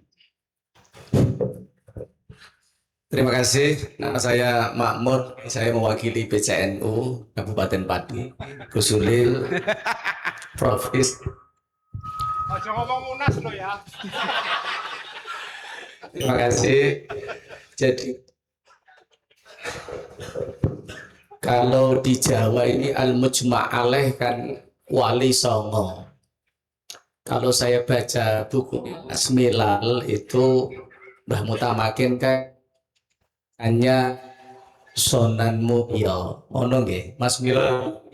Nah, saya mau tanya ini, karena apakah ada sanad ilmu Mbah Mutamak Wali Songo? Artinya kan pandangan Mbah Mutamak,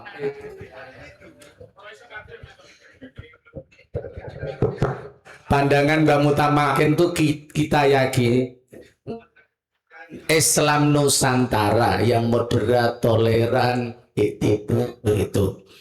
Nah, ini pernah juga saya tanya, setelah juga Mas Ulil, Torekoh di kajen ini pasca Mbah Mutamakin itu kan Dhuha fi asri Mbah Dullah Salam, kemudian Mbah Duri sampai sekarang. Lah, setelah Mbah Mutamakin Samudullah utawi Mbah Duri niku bagaimana? Apakah ini amul fatrah? Nah, ini kan singling yang harus dilakukan antara pasca Mbah Mutamakin ngantos Samudullah utawi Mbah Duri Nawawi. Yang terakhir, kiai-kiai kami di kajen itu Gus Ulil itu kok nggak pernah baca kitabnya Ibnu Arabi nggih. Kita nggih belajar Ihya, Kifayatul Adqiya, kemudian Hikam ini. Apakah ya kita ini termasuk minal muqtadiin itu, wong awam gitu, bagaimana? Kok belum ada kelas khusus ketika kami mondok di kajen sampai sekarang yang kiai kami yang ngajari kami karya-karya Ibnu Arabi. Terima kasih.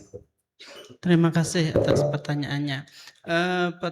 Penanya ketiga, mohon pertanyaannya satu saja ya, meskipun boleh panjang. Kayak Jamal tadi kan 3 ya, itu kayak 3 penanya jadinya. Ya, ini satu saja, tapi panjang boleh nggak apa-apa, tapi satu, silakan. Saya mau ya nanti karena sama-sama dari ya, terima kasih. Saya sampaikan kepada pertanyaan kepada Prof. Nama. G.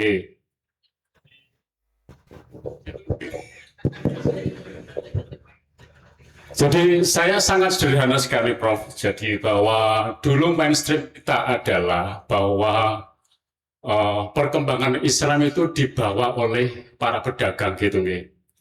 Nah, sementara kalau kita ilmu laku yang saat ini memang benar karena nyatanya di sekitar Mbah Mutamakin banyak sekali pedagang-pedagang. Tapi saya juga ingin mudah-mudahan Prof juga menggugat itu. Karena saya kira tidak mungkin ini. Karena orang yang mengajarkan Islam itu mesti memiliki transformasi sistemis. Baik di bidang tasawuf, fikih, dan lain sebagainya. Ini mohon kiranya minta pencerahan, Prof. Sebenarnya siapakah yang menyebarkan Islam dulu, mungkin di abad 15, 17, bahkan 18. Apakah seorang pedagang? Karena pedagang itu komoditinya kan dunia. Tidak mungkin kita terus transaksi terus la ilaha illallah Muhammad. Terima kasih, Prof. Baik. Terima kasih. Saya dari Jogja, matur nuwun. Baik, terima kasih. Penanya terakhir, penanya yang dari perempuan tadi, saya mohon dikondisikan mikrofonnya.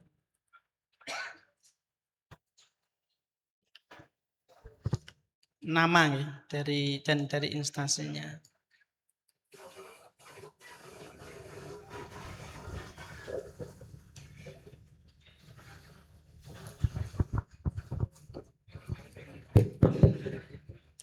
Assalamualaikum warahmatullahi wabarakatuh. Assalamualaikum. Saya Laila Duyulandari dari UIN Sunan Kudus. Izin bertanya untuk Profesor Islah ya. Nah, dari sekian banyaknya unsur filologi yang dijelaskan tadi dalam perumusan manuskrip, metode apa yang sebaiknya kita ambil jika terjadi perbedaan informasi mengenai tokoh atau peristiwa dalam saat kita melakukan riset gitu. Terima kasih. Baik, ya, terima kasih atas pertanyaannya. Saya pikir kita tutup dulu pertanyaannya ya. Ada 4 penanya. Dari penanya tadi bertanya tentang bagaimana posisi usul fikih di dalam relasi antara fikih dan tasawuf. Apakah ada integrasi di sana? Yang kedua dari saudara Jamal Makmur, bagaimana posisi Mbah Mutamakin dan Mbah Mutamakin dengan Wali Songo, begitu. Kemudian tarekat Mbah Mutamakin itu bagaimana posisinya setelah posisi fase beliau gitu, karena pada kenyataannya muncul fenomena tarekat menguat di Kajen itu sejak generasi Mbah Dullah dan Mbah Duri. Kemudian bagaimana kitab Ihya kenapa tidak diajarkan di Kajen. Yang ketiga tadi saudara Yazid, masalah origin ya of Islam ya, di asal muasal Islam di Indonesia dan di spesifiknya di Kajen itu bagaimana. Dan terakhir khusus kepada Prof Islah, bagaimana metode atau metode apa yang bisa digunakan ketika terjadi perbedaan manuskrip dan problem manuskrip. Kepada beliau berdua dipersilahkan. Mungkin dari Mas Prof Islah dulu sebagai pembicara pertama. Oke, terima kasih. Nanti yang urusan Ibnu Arabi Gus Ulil saja. Ya, beliau itu ahlinya ahli yang urusan Ibnu Arabi. Oke, ini menjawab dari yang pertanyaan terakhir ya, dari Mbak siapa tadi? Ada perbedaan nama tokoh, peristiwa. Ini kita bicara saja langsung ke kasus Mbah Mutamakin. Ini saya tak buka manuskripnya. Ini di Suluk Alif. Ya, di Suluk Alif itu nyebut ini. Ingkang pinurukang gawe ing buah negari Juwono. Nyebutnya Juwono, ya, Juwono. Jadi bukan Tuban. Ya. Ing cebolek padu sunane. Jadi cebolek itu bagian dari Juwanana. Bisa jadi karena Tuban Juwana dan cebolek itu dulu seperti tadi ceritanya Kang Ulil itu. Ya, bahkan dulu di masa kecil saya itu ada cerita lisan. Jadi bulu manis lor itu dulu cebolek. Jadi satu. Ketika dipisah oleh jalan, maka yang di sini sebagai bulu manis, yang cebolek ada di sini. Maka sumur Mbah Mutamakin itu tidak di kampung Cebolek, tapi di bulu manis lor. Sampai hari ini dulu Mbah Duri itu kalau menceritakan begitu, ya kita harus melihat kontennya pada saat itu. Ya. Ing sarang khilafing laku, terus nyebut nama Nomo Haji Ahmad Mutamakin, clear ini namanya. Ya, ini di Suluk Alif ini, ya disebutkan begitu. Lakune dadi kawentar, jadi perilaku beliau itu jadi terkenal populer. Ya, ing ulama sekadeh, jadi di banyak ulama dan seterusnya ini kalau dibaca panjang. Menariknya ini pakai tembang, mocopat. Ya tadi saya cerita sama Gus Ulil itu. Jadi orang-orang di masa lalu itu Jawa digowo, Arab digarap, Barat diruat. Jadi Jawa tidak ditinggalkan, Islam diresapi. Ya, nah, ini sangat dari struktur narasinya Jawa, tapi substansinya Islam. Misalnya nyuwun sewu, kalau kita membaca Wedotomo, ada yang pernah baca Wedotomo? Ya, Wedotomo itu 100% Islam. Ya. Mingkar mungkuring ukoro akorono karena ning mardi siwi. Nah, nanti Prof Maharsi itu kalau nembang mantep itu. Sinawung resmi ning kidung sinupo sinukarto. Nah, gitu. Ada yang tahu? Sama, saya juga nggak tahu. Narasinya begitu. Ya, dan itu bicara tentang Islam karena nanti di bait terakhir tuh kang tumrap ing tanah Jawa agama ageming aji. Yang berlaku di tanah Jawa, agama itu jadi ageman. Jadi ugeman, jadi genggeman. Wah, orang Jawa itu kalau menjelaskan agama itu ageman, ugeman, genggeman. Oh, itu kalau dijelaskan akademik ya sudah sangat panjang itu. Nah ini, jadi ada narasi-narasi yang dengan ucapan yang berbeda, termasuk juga nanti cebolek. Ya, cebolek. Tapi pada akhirnya sebetulnya itu adalah menyebut sama Mbah Mutamakin. Ya. Nah ini pentingnya cross-check antar naskah, antar teks. Maka tadi saya berharap ya nanti manuskrip-manuskrip yang ini ada di para kiai itu nanti dengan keridoannya bisa kita lihat, kita digitalisasi, diamankan, nanti kita kaji satu-satu. Itu cara kita menghormati para leluhur kita. Oke. Jadi tadi saya guyon karek disulil. Dari pusaka ke pustaka. Ini Prof. Maharsi mesti banyak cerita. Kita itu kalau ketemu manuskrip itu macam-macam aja. Ada bukanya waktu bulan Mulut. Wah, padahal masih setahun lagi. Kan repot itu ya. Atau juga harus nyembelih kambing mahal. Ya, kalau pelitiannya cuma 10 juta sudah kena 5 juta itu kan kambing kan gitu kan. Yes. Macam-macam itu yang kita hadapi ya, kita hadapi. Ada yang nggak boleh dibuka, ya, karena pesennya ini kalau dibuka malati. Tapi akhirnya dirayu betul boleh. Ternyata ketika dibuka isinya nopo cobi? Isinya surat gade. Jadi ahli warisnya itu keliru menerjemahkan wasiat mbah-mbah. Jadi mbah-mbahnya gini, le, cong, iki rasa dibuka karena wewadi. Maksudnya nek dibuka iki ngisin-ngisini, awang surat gade kok. Nah, itu loh, kan memalukan kan itu kan. Wes itu wewadi rasa dibuka. Tapi mistifikasi muncul. Wah, ini nak dibuka nanti begini-begini. Ya betul. Jadi malu karena dulu mbah-mbahnya itu pernah menggadekan begini-begini.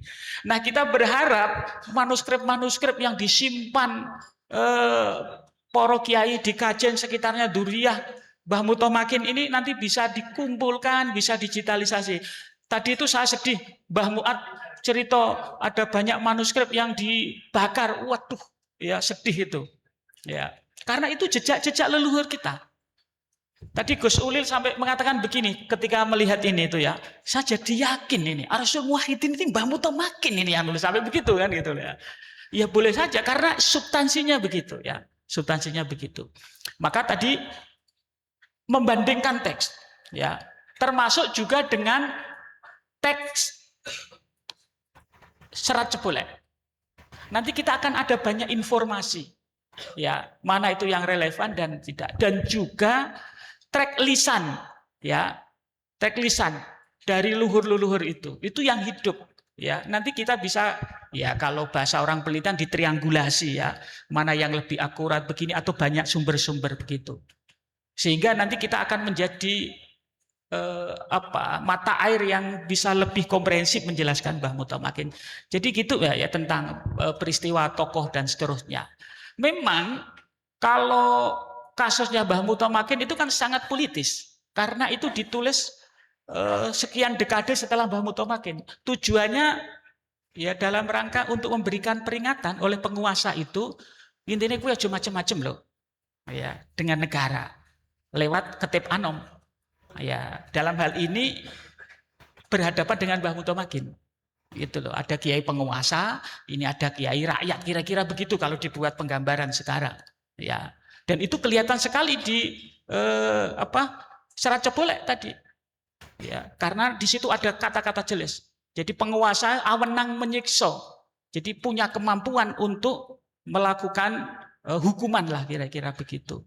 Nah, narasi-narasi yang berbeda itu harus dikonfirmasi dengan teks-teks yang lain. Sehingga kita nanti akan bisa memilah. Gitu ya. Terus kita memang agak rumit apakah Mbah Mutamakin ini orang hanya tasawuf, hanya fikih ya atau yang lain. Kalau kita melihat bundel kajen ini, saya semakin yakin Gus bahwa kiai-kiai biyen niku multi talenta, ensiklopedis, opo-opo iso.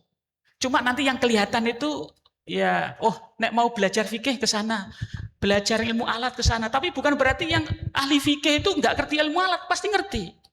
Itu loh. Nah, kita lihat misalnya di kumpulan bundel ini. Ini dimulai dari niat sholat, wudhu. Ini kan fikih sekali. Ya. Dan Syafi'iyah niat. Talaful niat kan masih Syafi'i ini, ya. Nah, nawaitu raf'al hadasi fardon. Oh, di sini puniko niate adus haid. Oh, ada Arabnya, ada John. Ya. Ada juga ini tadi yang belum disebut selain torekoh ya. Di sini itu ada tafsirnya. Ya, tapi ini kalau dibaca gimana Gus ini? Ya, ini kita baca. Nanti yang tanggung jawab Gus Ulil ini. Ya. Bismillah ing bun. Ini tafsir apa ini? Bismillah ing bun. Ini Sanawi jangan denger ya. Rahman Rahim tingale. Alhamdu uripipun. Urip tan kenane pati lillah uripe cahya. Rob puseripun alamin uripe nafas. Rahman uripe. Wah, jangan diteruskan. Ini. Ya. Tadi saya cerita ke Gus Ulin, ini saya cari di Ibnu Arabi nggak ada, di Imam Qusyairi juga nggak ada. Dari mana ini beliau? Nanti tugasnya Mas Yunus itu, yang nulis Ibnu Arabi itu, beliau itu, ya itu. Maka tadi kita menyimpulkan bahwa ulama-ulama ini lepas apakah ini Mbah Mutamakin yang menulis atau tidak, tapi fakta historisnya ini kita temukan di kajian dan disimpan oleh kiai-kiai dulu. Berarti kan guru-gurunya kan gini. Maka tadi yang saya sebutkan ini perlu meneliti kiai-kiai di kajian ini, ya. Terutama yang sudah wafat itu harus ditulis biar nanti generasi milenial sekarang ini nggak kehilangan jejak. Ya. Maka tadi ketika Mbah Mu'ad cerita, saya tadi itu mendengarkan senang sekali di dalam itu. Cerita banyak hal. Itu harus direkam, harus ditulis. Informasi penting. Ya, informasi penting. Jadi itu yang bisa saya sampaikan terkait dengan apakah Islam itu disebarkan oleh pedagang. Ya, ada banyak versi. Ya, ada banyak versi. Ya. Jangan dikira ulama itu tidak pedagang. Ya, ulama itu ya pedagang. Ya. Ulama itu pedagang karena apa? Itu bagian dari maisha. Para ulama. Zaman dulu kan nggak ada profesi apa? Jadi dosen, guru, nggak ada. Kiai itu nggak dapat bos. Itu saya kalau gojek begitu, macam-macam karo kiai. Kiai ikhlas tenanan. Jadi kalau mendirikan pesantren, saya sering katakan begini, kenapa pesantren-pesantren sekarang yang besar itu nggak habis-habis? Ya karena diridhoi oleh mbah-mbah biyen. Nggak kayak kita sekarang. Ada bantuan, bikin begini, bikin begitu. Itu. Ya. Ini Mas Umam jadi tertawa kan gitu kan. Iya. Kenapa Matolek sampai hari ini dengan kondisi apapun nggak pernah surut? Diridhoi. Pondok Ploso diridhoi. Sumenep Anukoya, pondok tua itu 1800-an di pucuk gunung. Ya, di pucuk gunung. Orang berpikir orang no banyu, nggak ada air. Lah wonten sumberan teng mriku. Saya akan tanya. Saya kebetulan tuh ngajar di sana di Sumenep itu. Saya tanya iki ceritane biyen piye? Ternyata tuh diriadoi golek lemah sing koyok lemahe digowo lho. Dicari. Plek ketemu di situ. Besar. Jadi kalau di Sumenep pesantren terbesar salah satunya ya Anukoya. Ya, Guluk-Guluk. Ya, sekarang ada perguruan tingginya, universitasnya dan ya. Coba. Ya. Nah, ini lagi-lagi kalau kita bicara Mbah Mutamakin, ya tadi ada aspek-aspek riyadhah, ada doa-doa juga. Tadi saya cerita Gus Ulil, di sini juga ada suwuk-suwuknya tapi nggak usah dibaca nanti. Ya itu.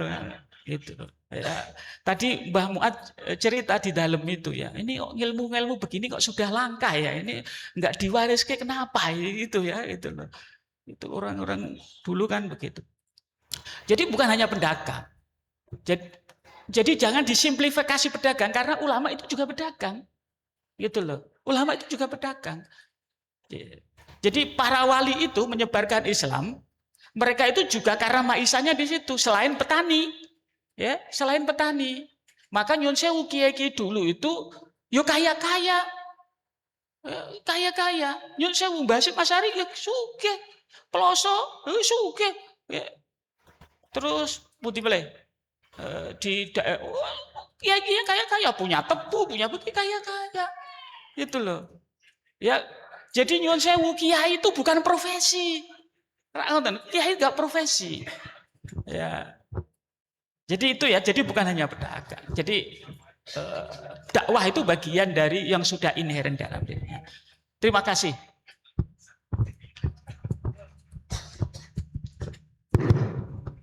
Saya sebelum menjawab dua pertanyaan, terutama Mas Jamal Makmur, saya ingin menunjukkan satu foto. Mohon ditayangkan ya. Udah ya? Ini foto penting saya tayangkan karena buat saya ini foto yang menghubungkan antara Kajen dengan Aceh. Ini dugaan saya. Jadi waktu saya ziarah ke makamnya Syekh Abdul Rauf Singkil sekitar 3 tahun yang lalu, saya terkejut karena melihat nisan di kawasan makamnya Syekh Singkil itu.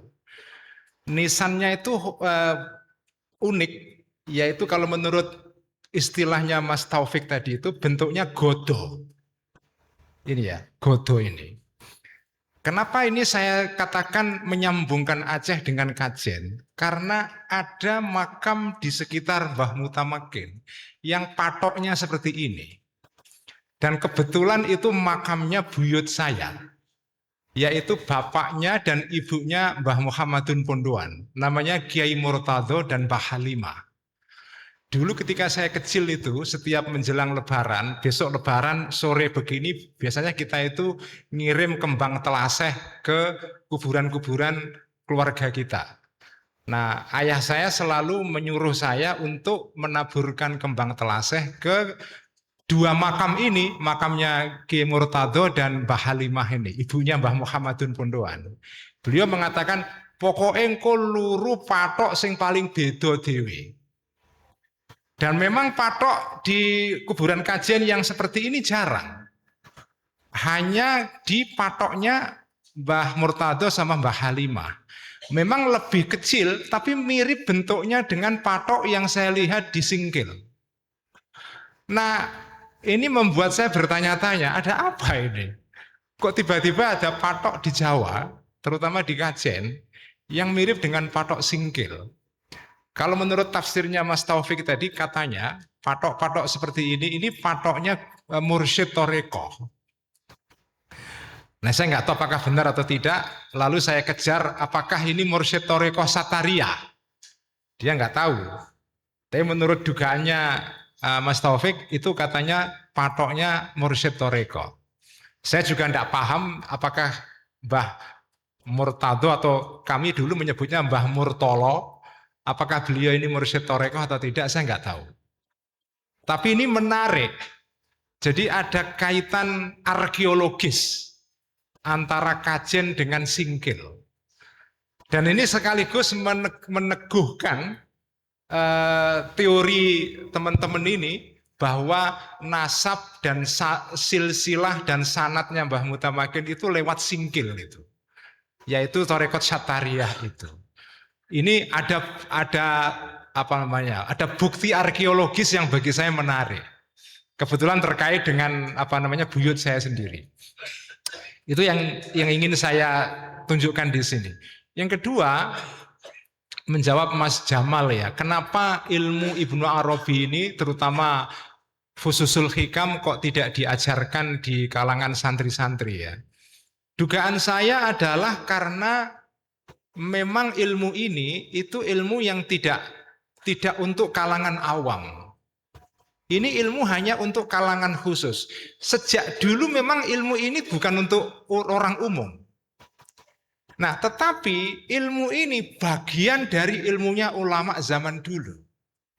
Jadi paketnya ilmunya ulama zaman dulu itu fikih, tasawufnya Imam Ghazali, tasawuf Ibnu Arabi.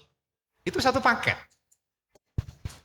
Dan itu yang berkembang di hampir semua kawasan di Nusantara. Misalnya di Banjar, di Kalimantan Selatan, ada seorang ulama lokal di sana, namanya Abdurrahman An-Nafis. Dia nulis kitab, risalah dalam bahasa Melayu. Judulnya Ad-Durrun Nafis.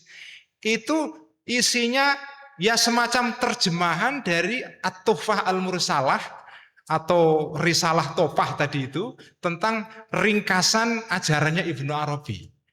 Nah, itu diajarkan di Banjar, Kalimantan Selatan. Saya pernah ke Lombok, ketemu dengan teman-teman di Lombok, risalah ini itu juga diajarkan di sana.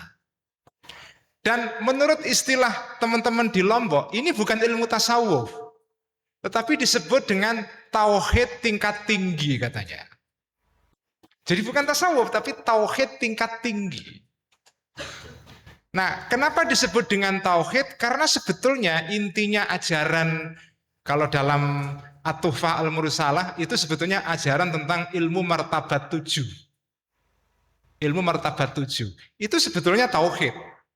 Tapi tauhid dalam penafsiran, dalam pemahaman yang jauh lebih dalam.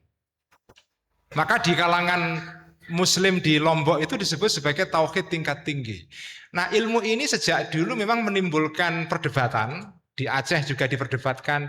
Di Banjarmasin sampai sekarang risalahnya Syekh Nafis ini masih ada sebagian ulama yang mengharamkan. Masih ada sampai sekarang. Nah, kalau di Jawa, ini uniknya Jawa ini. Kiai Soleh Darat tidak mengharamkan semuanya. Diharamkan hanya untuk anak-anak ibtidaiyah, sanawiyah, aliyah aja. Tapi kalau yang mahat ali bolehlah. Jadi moderat, sikapnya tidak seperti ulama Aceh, seperti Nuruddin Ar-Raniri, ataupun ulama-ulama Banjarmasin yang mengharamkan total. Jadi kalau ulama Jawa boleh, tapi dengan syarat. Yaitu kamu sudah belajar syariat dulu, baru belajar ilmu ini.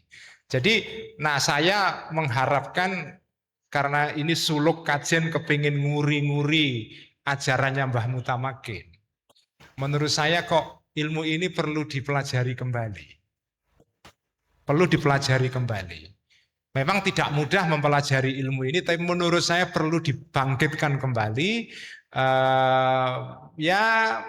Mempelajari Ibnu Arabi, kalau susah ya cukup mempelajari ringkasannya At-Tuhfah Al-Mursalah. Saya pernah ngaji risalah ini 2 tahun baru selesai meskipun pendek. Tapi saya sengaja, saya ngaji At-Tuhfah Al-Mursalah, tapi sebelum itu saya mulai dulu dengan ngaji takrib. Jadi saya ngaji takrib, setelah itu baru baca At-Tuhfah Al-Mursalah. Supaya pesan yang saya kirim kepada pendengar saya, dan ini pengajian tidak saya online kan, karena pasti nanti menimbulkan fitnah. Jadi saya sengaja ngajinya offline. Jadi sebulan sekali teman-teman yang kepingin ngaji datang ke rumah saya, ada sekitar 50 orang yang datang ke rumah saya setiap bulan ngaji kitab At-Tuhfah Al-Mursalah. Tapi sebelum ngaji kitab ini saya ngaji dulu kitab takrib. Jadi kira-kira mengikuti urut-urutannya primbon kajen tadi itu. Jadi ada fikihnya, baru setelah itu serat topah itu. Sekian, terima kasih. Terima kasih. Sebetulnya ada beberapa poin yang belum sempat disinggung oleh dua bicara, terutama posisi usul fikih. Dan itu sebetulnya lebih spesifik ke Mas Ulil sebetulnya. Usul fikih di dalam relasi antara tasawuf dan fikih, dan hubungan Mbah Mutamakin dengan Wali Songo. Nah, apakah berkenan dijawab atau kita skip saja? Mungkin saya jawab sedikit ya.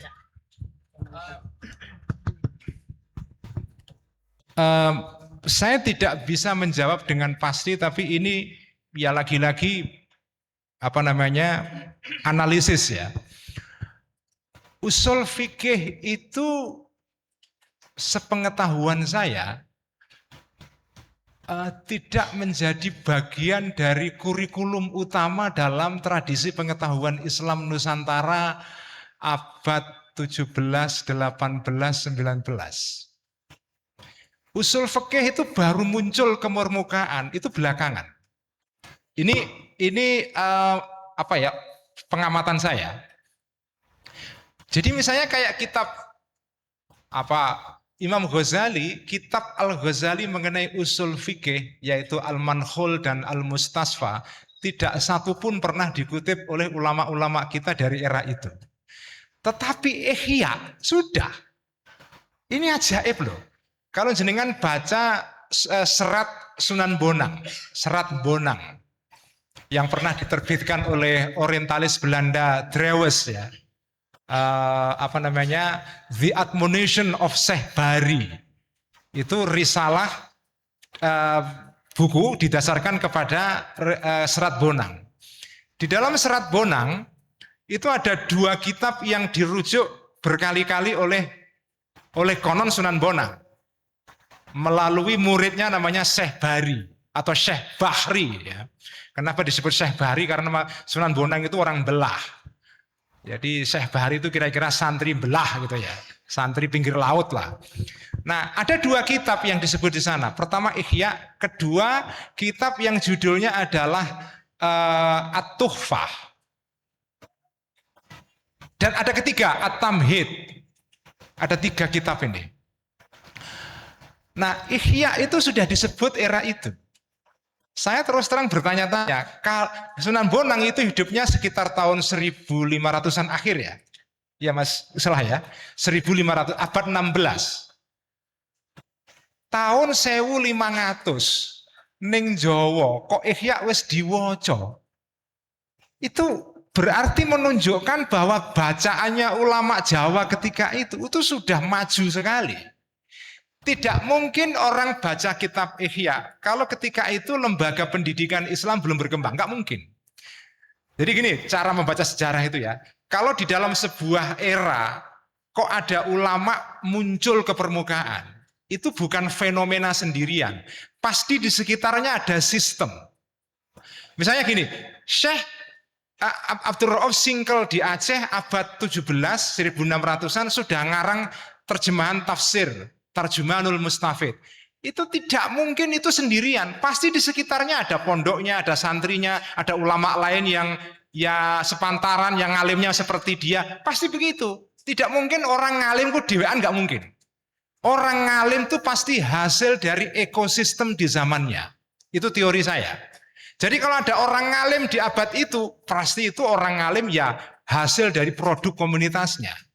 Nah kalau Syekh Bonang tahun 1500 wis maca Ihya, itu kira-kira pasti ning daerah Bonang itu wis ana santri-santri, sudah ada orang yang baca Minhajut Thalibin ya, ada ini ada itu, pasti nggak mungkin dia hanya baca kitab Ihya saja.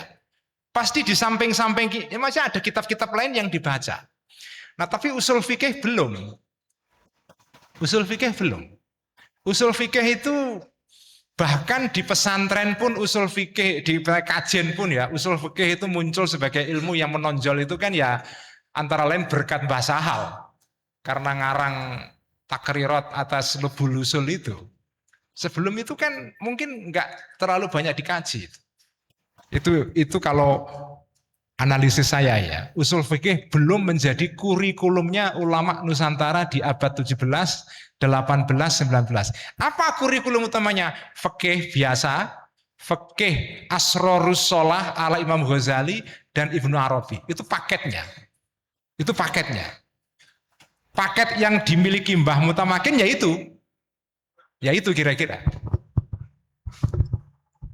Baik, terima kasih atas jawaban-jawabannya.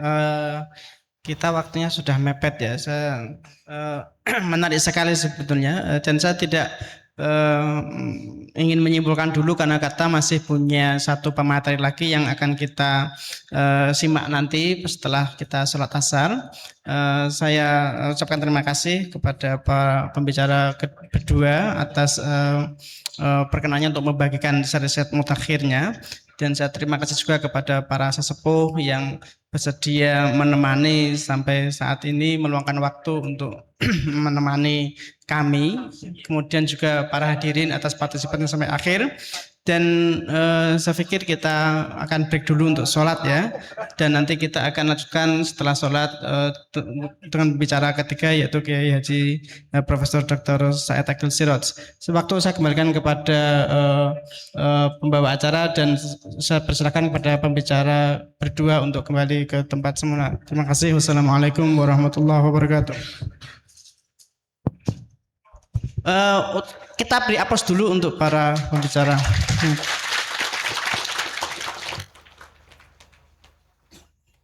Terima kasih saya ucapkan kepada Mas Yunus dan segenap narasumber. Sebagaimana tadi yang telah disampaikan oleh Mas Yunus bahwa setelah pelaksanaan jamaah sholat asar nanti kita juga masih ada satu materi, yaitu materi pamungkas, materi yang terakhir maksudnya. Jadi kami harap segenap hadirin hadirat audien setelah menjalankan sholat asar, kami harap untuk kembali ke forum ini. Demikian yang saya sampaikan. Acara saya nyatakan break mulai dari saat ini. Terima kasih. Wassalamualaikum warahmatullahi wabarakatuh. Bagi yang break nanti bisa menikmati hidangan sekedarnya dari panitia. Terima kasih.